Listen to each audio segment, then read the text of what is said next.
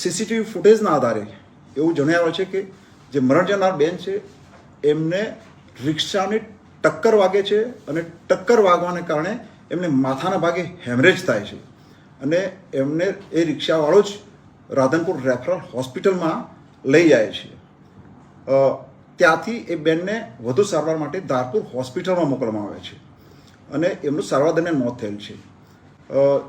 આ બેન જે મરણ જનાર છે એમના દીકરાને આમ આદમી પાર્ટીના ગણપતભાઈ જોશીએ જણાવ્યું કે સોશિયલ મીડિયામાં તમે એવી માહિતી આપો કે તમારા મમ્મી ગટરમાં પડી જવાથી મોત થયેલ છે, જેથી કરીને તમને સરકાર તરફથી સહાય મળશે.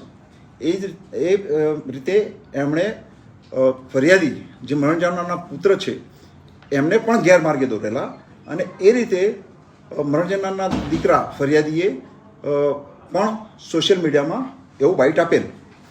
ખરેખર મરણ જનારનું મોત જે અમે સીસીટીવી ફૂટેજ જોઈએ છે એમાં રિક્ષાની ટક્કર વાગવાથી એમને માથાના ભાગે ગંભીર ઇજાઓ થયેલ અને સારવાર દરમિયાન એમનું મોત થયેલ છે. એ તટસ્થ તપાસ દરમિયાન જણાવેલ છે. રિક્ષા ચાલકે પણ આ મરણ જનારને જ્યારે હોસ્પિટલમાં લઈ ગયો એ વખતે એને ડૉક્ટરને પણ એવું જણાવેલું કે આ બેન ગટરમાં પડ્યા હતા અને હું એમને લઈને આવ્યો છું. એ રીતે એણે પણ ખોટી માહિતી આપી. એટલે મરણ જનારના દીકરાએ જે ગઈકાલે ફરિયાદ નોંધાવી છે રિક્ષા ચાલક વિરુદ્ધ, એમાં રિક્ષા ચાલકે પણ ખોટી માહિતી આપી છે. એ સંદર્ભની પણ કલમો નોંધી અને પોલીસે રિક્ષા ચાલક વિરુદ્ધ ગુનો નોંધ્યો છે અને રિક્ષા ચાલકની અટક કરેલ છે.